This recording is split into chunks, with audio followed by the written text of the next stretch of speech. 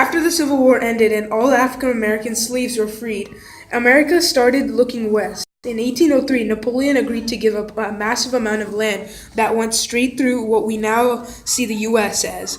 It is now known as the Louisiana Purchase.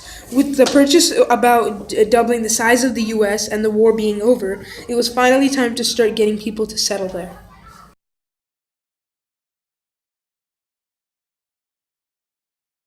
But before westward expansion, getting from coast to coast in America would take 5 to 6 months and was about $1,000 back then.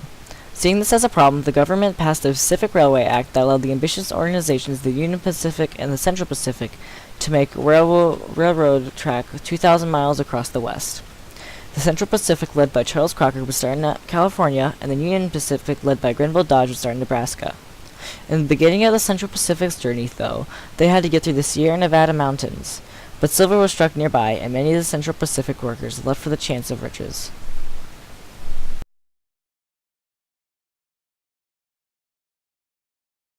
Gold and silver mining became very popular before the railroads were being made. Gold was struck in 1848, and all types of people ran west in hopes of riches. Gold, silver, and other precious minerals were found in what we are now known as California, Oregon, Washington, Nevada, Montana, Colorado, Arizona, and New Mexico. Towns where gold was struck were called boomtowns back then. Although after years went by, gold and other valuables would become scarce, and townspeople would pack their bags and head to the next boomtown. There are many areas where this happened, and they are now called ghost towns. Since these small boomtowns went so far away from the East Coast, there was little to no law enforcement, so miners would form vigilante communities to serve justice. Although justice would be served almost immediately, meaning that some villains would be arrested, tried in court, and hung all on the same day. By the end of most of the gold rush, about $230 million was made in the mines in total, although a lot of money made during those times was through companies. Many wealthy organizations took advantage of global prospectors and sold them overpriced food, pickaxes, and other mining tools.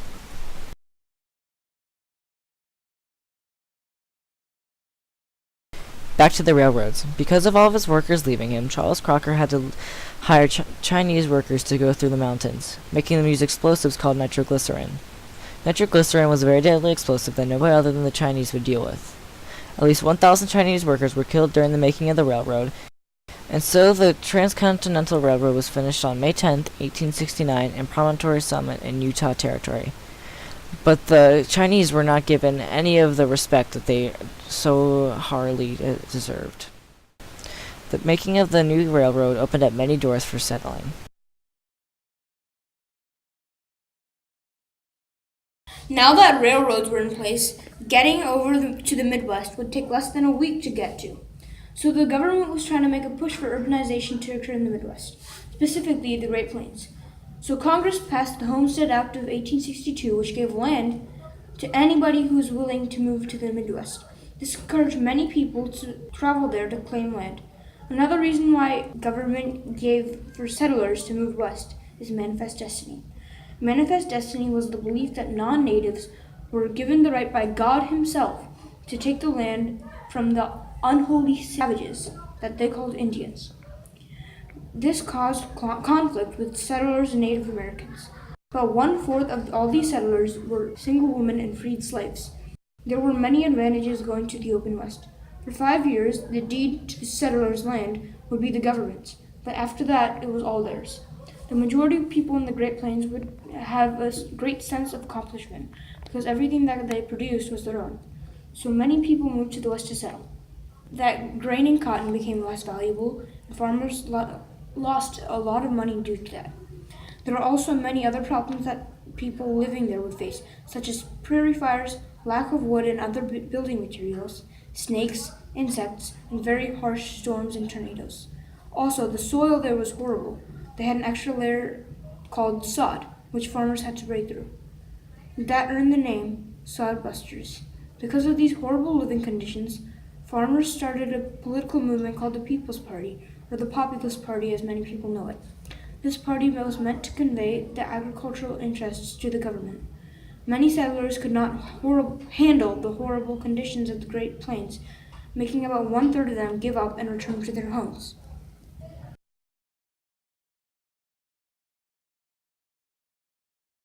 Farmers had a huge problem with another group of people, cowboys.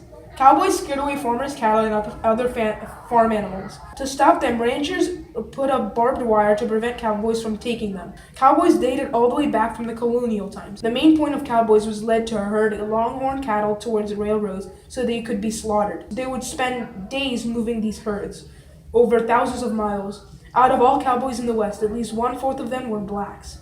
That may seem surprising because in most old Western movies, none of the actors are black.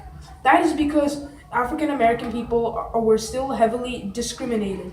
Another thing that wasn't the same as old as Western movies is how dangerous it actually was. The most dangerous thing a cowboy could dream of are stampedes. Thousands of people have died to stampedes over the years. In western Massachusetts, the uplands of the Carolinas, and across the northern red clay hills of Georgia and Alabama, cattle raising occurred to clear buffalo from the areas. There was also a certain type of group of cowboys called Vaqueros. Vaqueros were mestizos were hired by Criollo caballeros to move cattle in between New Mexico and Mexico City. Barbed wire and enforcement of federal land laws all put an end to the open-range cattle industry and the Great Trails. Cowboys were around for many years. Older Western movies portrayed only some parts correctly. For instance, other than black cowboys, Hollywood didn't really focus on what cowboys actually were. While they did show some aspects of cowboy life, moving cattle as the main part of their job. Older cowboys did have gunfights when they were guarding herds. It didn't happen nearly as much as movies would have you believe.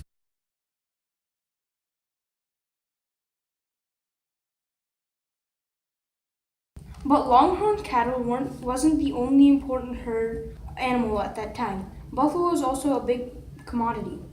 Before they were hunted, 30 million buffaloes roamed the Midwest. When the hunters came, they killed tons and tons of buffalo. The beasts were hunted for their hide, and each hide was worth up to $3. Native Americans especially hunted buffalo, some basing their ways of life on them. The hides were used for teepees and shelters, horns were used for cooking utensils, hairs was used for robes, and obviously, food. The estimated 8,000 buffalo that were killed each day is a staggering amount. In a little over a decade, there were only 85 buffaloes left.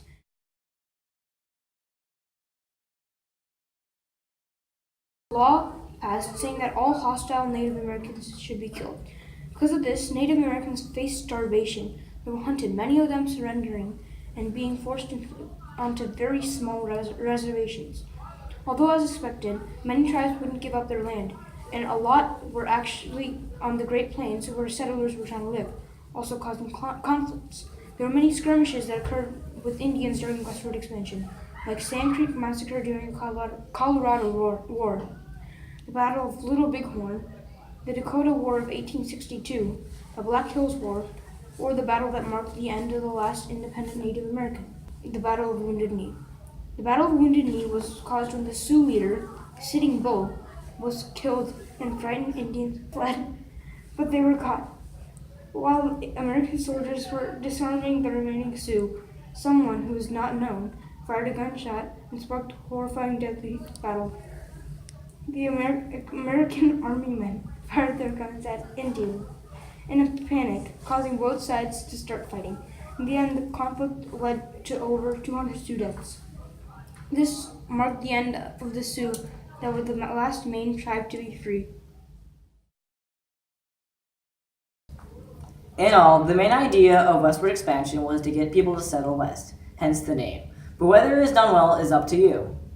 While it did allow thousands of people to spread across the land, it also had to move out the people already there. Native Americans who were already there had to be sent to reservations where they were restricted of any freedom they wanted.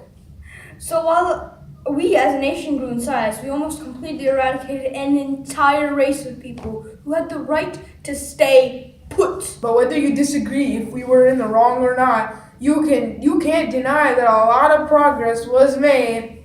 And that is all for our video. I hope you like it, and I'm gonna go take a nap.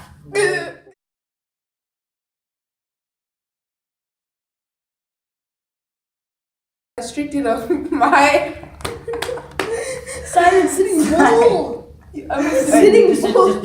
Wait, can I get like a bowl and like sit on it? You I'll better be decide. Well, Native Americans who were already there were sent to But I'll be Dhruv. done. What is it? No. Sorry. I'll decide. Oh yeah, I'll do it.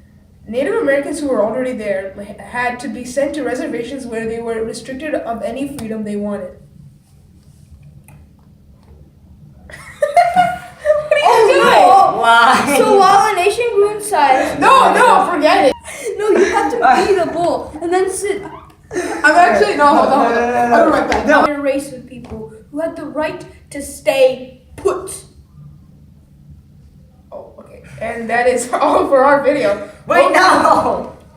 Oh, that's you. Okay, never mind. No, sit down. Yeah, We're continuing the video, okay? I have a good idea. Hold No, on. we're just cutting. Oh my So you've Right been back. sitting I'll down. be right back. What is he doing? I'm gonna get the computer. And I'm sticking up. Sorry, are you drunk? I'm going to be redoing the scene. Oh no, that was on pause.